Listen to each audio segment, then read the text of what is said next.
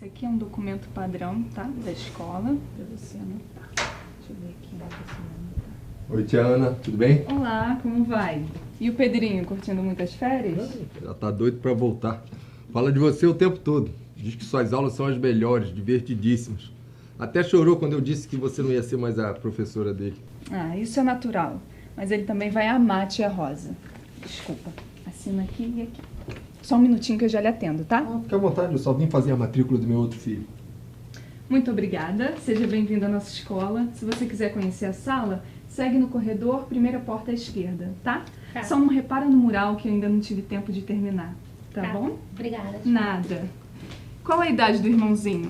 Ah, desculpa, você aceita uma água, um cafezinho? Aceito o cafezinho, obrigado.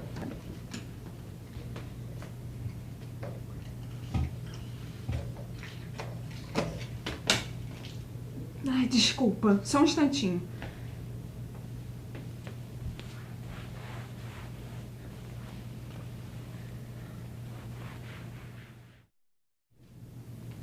Desculpa. Pelo visto, folgou todo mundo hoje, né? Secretária, faxineira. Quem dera. Aqui é assim, a gente brinca nas 11. Janeiro, então, que não tem aluno, a dona aproveita e tira nosso couro. Mas janeiro vocês não estão de férias? Nada. A gente entrou em 20 e pouco de dezembro até 20 e pouco de janeiro. Aí até fevereiro, que é quando os alunos voltam, é isso aí que você tá vendo todo santo dia. Mas aí vocês ganham um extra. Não, ganho só meu salário. Desculpa perguntar, quanto é teu salário? Tudo bem. Eu ganho 950, mais ou menos. Que? Mas eu pago mais que isso de mensalidade. Mas esse ano eu vou dobrar, porque eu consegui uma turma tarde. E quantos alunos tem na turma? Mais ou menos uns 25. Quer dizer que você vai trabalhar 10 horas por dia para ganhar R$ 1.900. Mais de 10 horas, né, pai?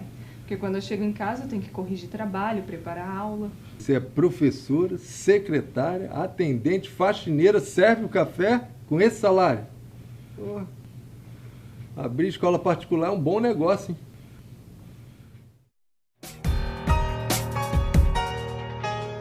Atualmente, no Rio de Janeiro, essa é uma história que se repete com várias professoras. O piso salarial de uma professora da escola particular no Rio de Janeiro é de R$ 952,53. Além disso, o desrespeito às leis trabalhistas, a convenção coletiva dos professores e o assédio moral praticado por patrões e diretores de escolas é uma prática mais comum do que se imagina. Acúmulo de funções também se naturaliza. A escola de seu filho cuida bem da sua professora?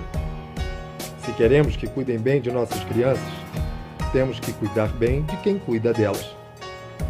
Pense nisso ao matricular seu filho numa escola que se diz de qualidade.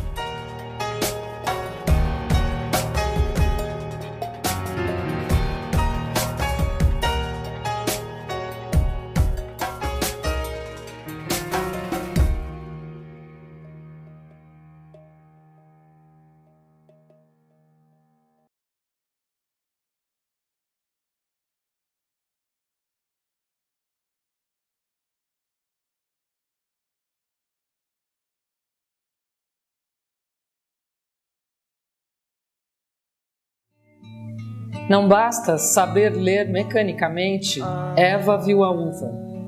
É necessário compreender qual a posição que Eva ocupa no seu contexto social, quem trabalha para produzir uvas e quem lucra com esse trabalho. Paulo Freire. Quem é Eva? Onde ela mora? Como a uva é produzida? Quem lucra com a produção da uva? Quais são os direitos de Eva? Por que não querem que Eva conheça a sua história? O que está sendo negado a Eva?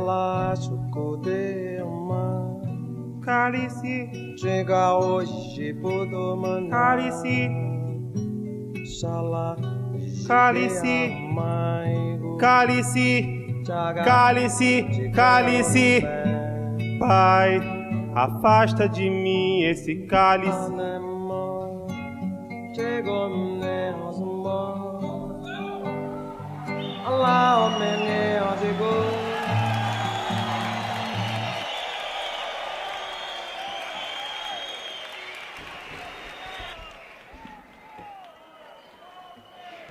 Atenção, senhores pais, esta aula está liberada pela Escola Sem Partido. Ordem e progresso. Arroz à grega, parabundá, paradá, parabundá, daradundé, darabundá, darabundá.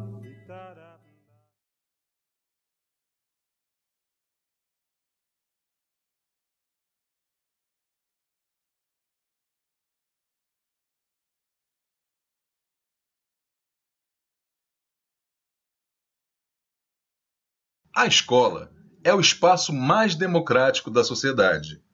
Mas a Câmara Legislativa quer acabar com isso, aprovando a Lei da Mordaça.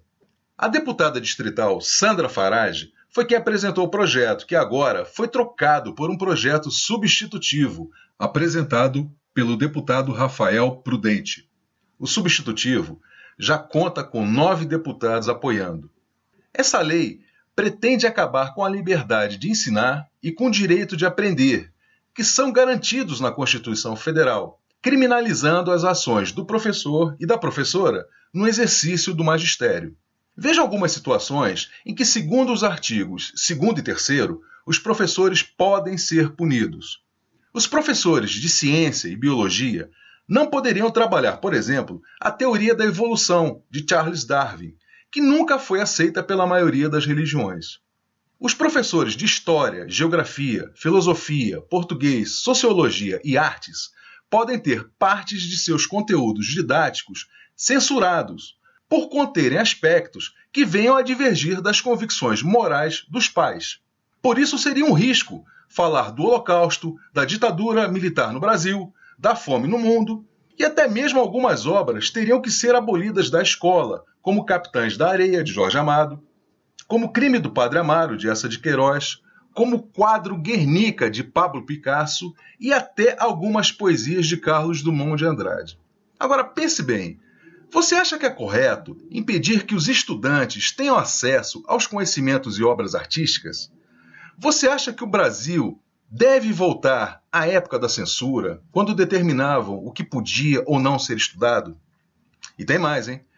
Você percebeu que essa lei abre brecha para a perseguição, para o assédio moral e a coação de professores?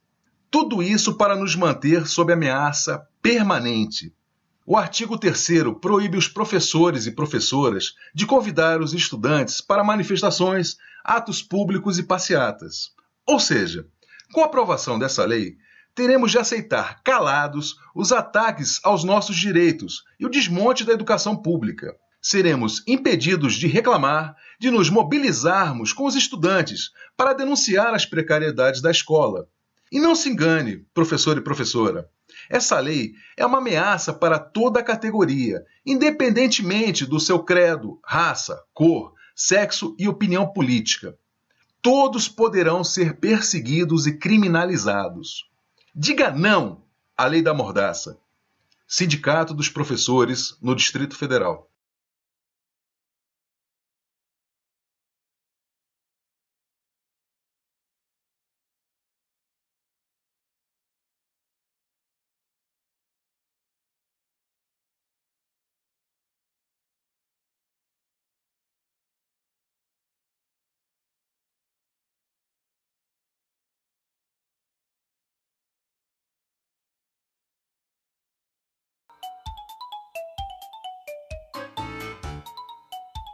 Este é o Antônio. Ele é assistente administrativo na Prefeitura Municipal de Desmoralândia. Todos os dias ele chega na hora certa e começa a fazer o seu trabalho. Mas, de vez em quando, faltando meia hora para o expediente terminar, o seu Silva, chefe do Antônio, chega pedindo algo. Ó, Toninho, eu quero um relatório completo desses documentos na minha mesa amanhã cedo. E não me venha com aquela conversa de que não dá tempo. Deixe de reclamar e pare de leseira, que o relatório é mais importante. E aí o Antônio tem que ficar até mais tarde no escritório. O problema é que ele não recebe hora extra. E se for falar sobre isso com o chefe... Ah, quer dizer que você tá achando ruim? Pois peça pra sair. Tem um monte de gente querendo a sua vaga. Quando situações como esta se repetem cotidianamente, elas se transformam em assédio moral. uma conduta abusiva que fere a dignidade do trabalhador e a sua integridade física ou psíquica. O Antônio não está sozinho nessa história. Só no Ceará, 25% dos trabalhadores consideram-se vítimas e quase 96% já passaram por alguma situação de assédio. As mais relatadas são gritos e agressividade, advertências constantes de erros, boatos a respeito do trabalhador, pressão para não reclamar direitos e supervisão excessiva. Quando o assédio moral prossegue por muito tempo, pode levar a vítima até o hospital. A Organização Mundial da Saúde revela que a incidência destas doenças tem aumentado no mundo inteiro devido a problemas no ambiente de trabalho. Se você sofre assédio moral, faça como o Antônio. Denuncie antes que a situação piore e o seu corpo e mente não aguentem. Atenção para as dicas. Anote todas as humilhações sofridas com detalhes, como data, horário, nome do agressor e testemunhas. Evite conversar com um agressor sozinho. Tenha sempre um colega de trabalho que possa atestar a violência. Peça justificativas por escrito sobre o assédio e encaminhe ao departamento pessoal, guardando uma cópia com você. Registre todas as suas atividades para comprovar que você as executa corretamente. Com estas informações, você pode procurar o seu sindicato e fazer a denúncia. Caso seja necessário, o sindicato vai acionar o Ministério do Trabalho e o agressor pode responder pela violência na justiça. Depois das denúncias, o Antônio recebeu as horas extras e o seu Silva mudou. Hoje, eles têm uma boa relação no ambiente de trabalho. Quer saber que violências podem ser consideradas assédio moral? Então visite o nosso site e confira mais informações sobre o assunto. Assédio moral, eu digo não. Uma campanha da Federação dos Trabalhadores no Serviço Público Municipal do Estado do Ceará. Você deve, pelo menos, conhecer alguém que tenha passado por situações consideradas assédio moral. São casos envolvendo empregados que são perseguidos ou desrespeitados por colegas de trabalho. Vamos entender o que diz a lei sobre esse assunto. Está aqui o juiz da 39ª Vara do Trabalho de Belo Horizonte, Fernando Rios Neto. Bom dia. Bom dia. O que é o assédio moral, para a gente poder entender melhor, né? O assédio moral é uma ação continuada, uma ação prolongada, um comportamento que vai desgastando esse relacionamento no trabalho. Normalmente ele é voltado para uma pessoa, leva essa pessoa a uma baixa estima, né? Ela é colocada em isolamento, em ostracismo e causa nela alguns danos. Uhum. Agora, qual a diferença de assédio moral para dano moral? O dano moral é uma consequência, na verdade. O assédio moral pode resultar em um dano moral, né? Ele pode causar diversos danos, inclusive moral. Há outros atos que não consistem em assédio e que podem causar o dano moral também. Atos ofensivos, né? Uhum. A honra, a personalidade, a imagem, a intimidade da pessoa. Uhum. O assédio normalmente caminha para isso também, para o dano moral. E como a gente pode, a pessoa, o trabalhador, pode saber que está ou não sofrendo assédio moral, né? O senhor pode dar alguns exemplos para a gente disso?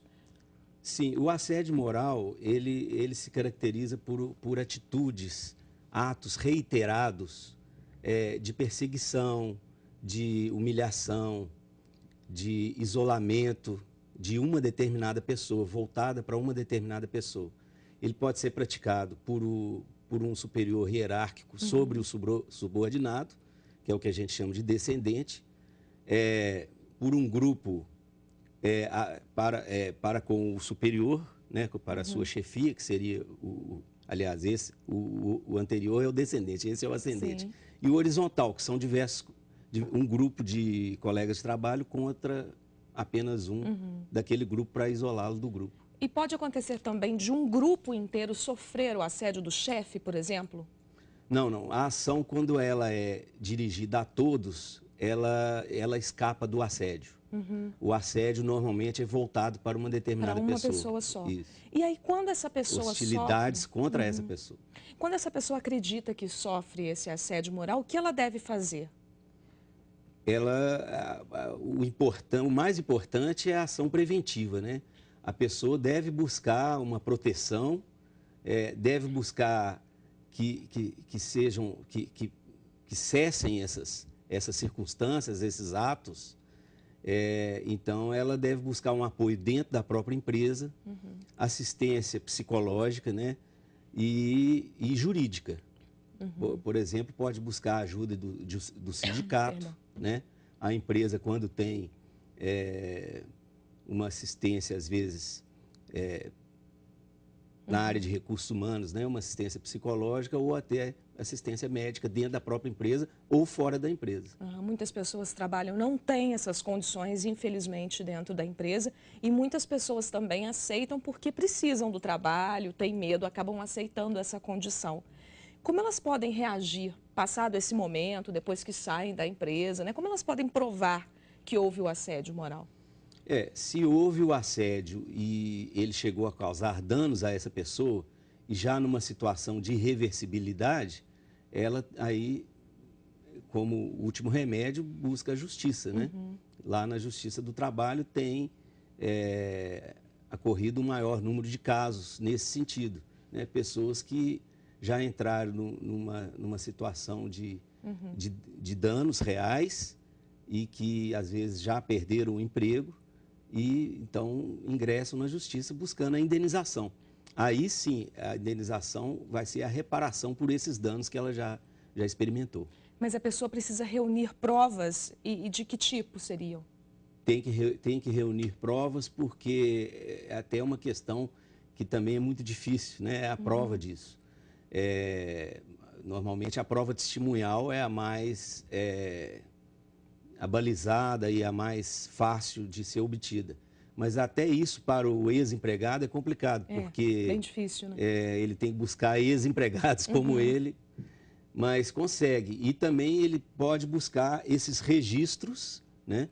Estes acompanhamentos, se ele teve uma ação preventiva, esses registros e acompanhamentos, né, nos setores médico, jurídico, psicológico, onde as pessoas fizeram o acompanhamento. Né? Também quando há a questão da depressão, do estresse, desses danos psicológicos, ele tem que buscar o que aconteceu, a família sabe, os vizinhos, os amigos. Ok, muito obrigada pela participação. Um ótimo dia.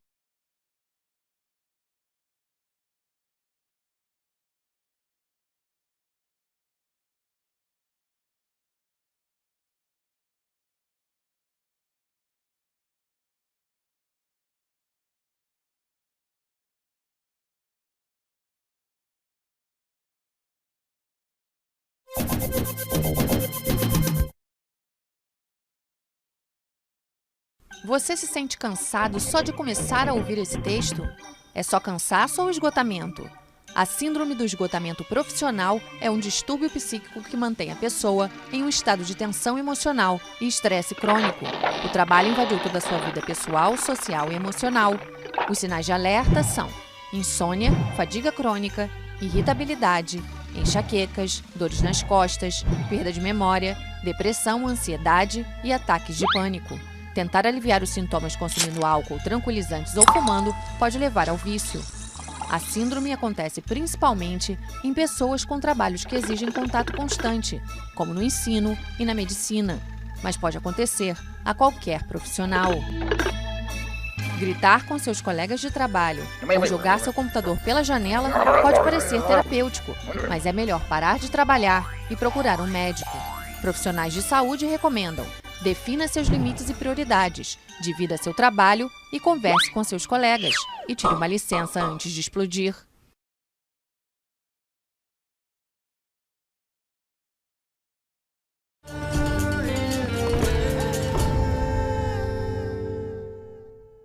Acredito que tenha tido a síndrome de burnout pela maneira como eu fiquei, como vejo também meus colegas ficaram e ficam. Uma sensação de derrota, de não ter o que fazer, uma sensação de impotência, uma má vontade de ir para o seu local de trabalho, além dos pesadelos, né? A pessoa fica tão doente que tem pesadelos com o seu local de trabalho, com a escola.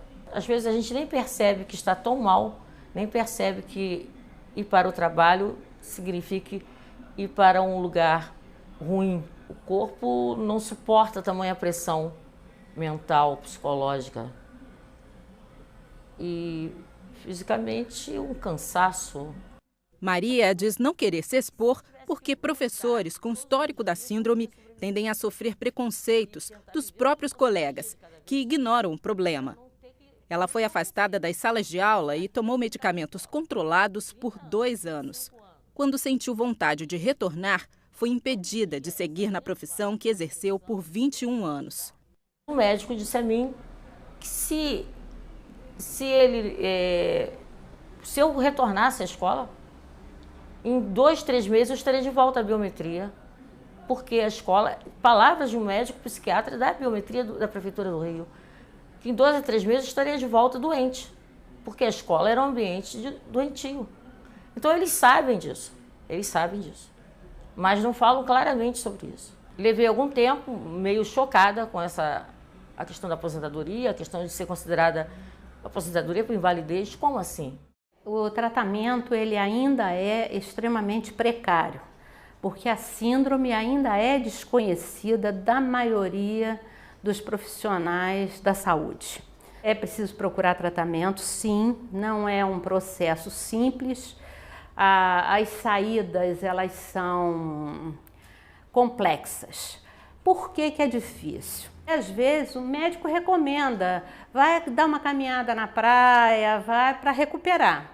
Os colegas veem você caminhando na praia, lá, para trabalhar não pode. Então já cria-se aquela desconfiança de que você esteja simulando um sofrimento que é atroz.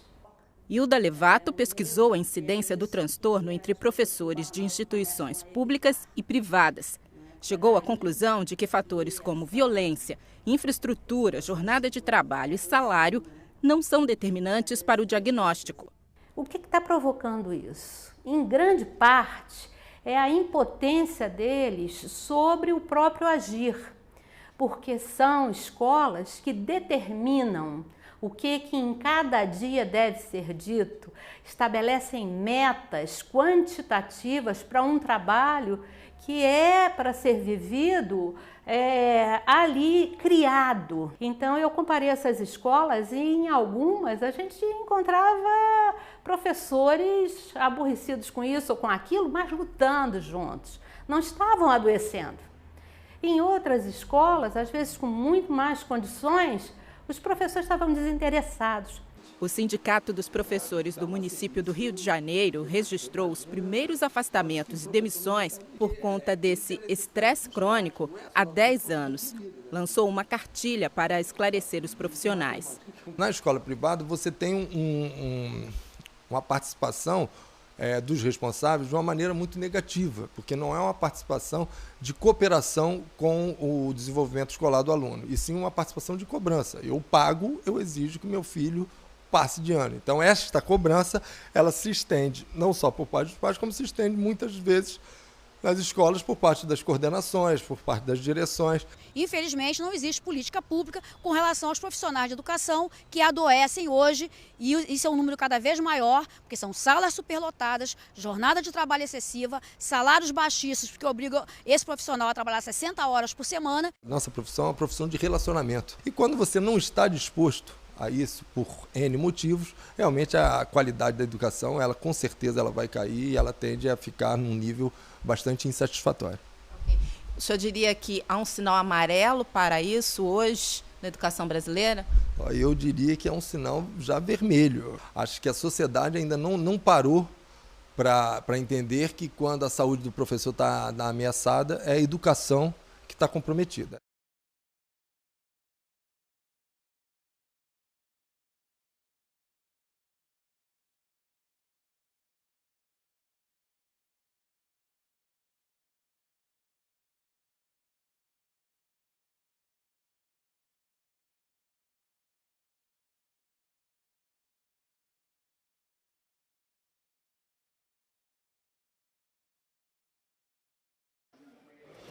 Well, obviously, this initiative of raising lowering the age of prosecuting children below the age of 18 as adults is another form of racism. Because what children are we talking about mainly? You know, those children who are dispossessed in some way, those children who don't have advantages, are the ones that often enter into crime, and they enter into crime at an early age. So the idea that you're doing something noble or doing something that better society by lowering the age to 16 is a big mistake. Right now in New York State, there's a major campaign to raise the age from 16 to 18 in New York State, in the United States.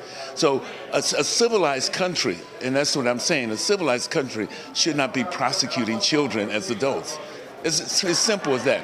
I mean, just as the state of New York realized that, wait a minute, you know, and people are more and more realizing that, wait a minute, you can't prosecute children as adults, you know. And so I think that in a sense, it would be a terrible mistake, an unconscionable mistake for them to lower the age from 18 to 16. And I certainly would applaud all those people who support fighting that, who fight against lowering the age of children, lowering the age of people prosecuted to 16 years old.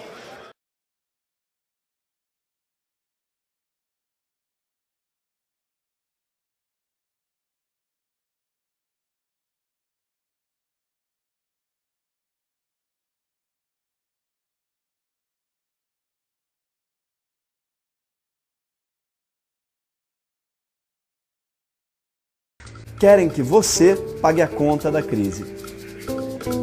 O Brasil é uma festa. Uma grande festa em que só um convidado se diverte e os outros 99 trabalham. E o Estado, que servisse a maioria, deveria garantir uma melhor distribuição da riqueza, direcionando recursos públicos para serviços e avanços aos que mais precisam. Andam dizendo por aí que os gastos públicos no Brasil estão altos demais, que o dinheiro investido em saúde, educação ou moradia está muito elevado e que cortes serão necessários. Vendem a ideia de que isso será bom para o país, para ajustar as contas. Então, Michel Temer, o homem do golpe, e Henrique Meirelles, o homem dos bancos, resolveram estabelecer um limite para os investimentos sociais, reduzindo aquilo que já é absolutamente insuficiente. É a tal da PEC do teto de gastos. Essa proposta está sendo festejada pelo andar de cima, onde ficam algumas famílias de empresários, banqueiros e donos de terra que detêm a maior parte da riqueza do país. São eles o famoso 1%. A PEC do teto é para eles que ganham com isso. Claro, diminuem os investimentos sociais e sobra recurso para pagar juros extorsivos da dívida pública, a famosa Bolsa Banqueiro. Um estudo da Fundação Getúlio Vargas mostrou que, se as mudanças propostas pela PEC do teto estivessem valendo desde 2015, o corte já seria de 430 bilhões. E essa conta seria arrastada para dentro da porta do andar de baixo. 2/3 do corte seria em educação, saúde pública, previdência e assistência social. Além disso, Temer sinalizou que quer fixar a idade mínima de 65 anos para aposentadoria, tanto para homens quanto para mulheres. E o presidente da Confederação Nacional da Indústria ainda defendeu o aumento da jornada de trabalho para 80 horas semanais. É mole! A senhora que está prestes a se aposentar, o doente que depende de remédio do SUS, a estudante de escola pública e o trabalhador com direito a férias 13º, tem que entender, o Brasil está em crise e o governo precisa do seu sacrifício. Mas e para o andar de cima? Quando é que chega a conta? 1% só ganha e não paga nada? Como é que ficam os bilhões em impostos sonegados, as grandes fortunas e heranças que nunca foram taxadas e os bancos que enchem os cofres com juros da dívida pública? Não aparecem na solução proposta para a crise que o Brasil enfrenta? Querem que o andar de baixo pague a conta da crise, enquanto a festa rola solta na cobertura. Enquanto isso, mais desemprego, mais cortes e piora nas condições de vida da maior parte da população brasileira. Ajuste no bolso dos outros é refresco. É esse o cenário que precisa ser revertido antes que seja tarde demais. Não podemos ter medo de lutar por um Brasil mais justo e com igualdade. O povo sem medo vai às ruas contra esses ataques e para exigir que o andar de cima pague a conta da crise. Somos a maioria, somos os 99%. Faça parte dessa luta.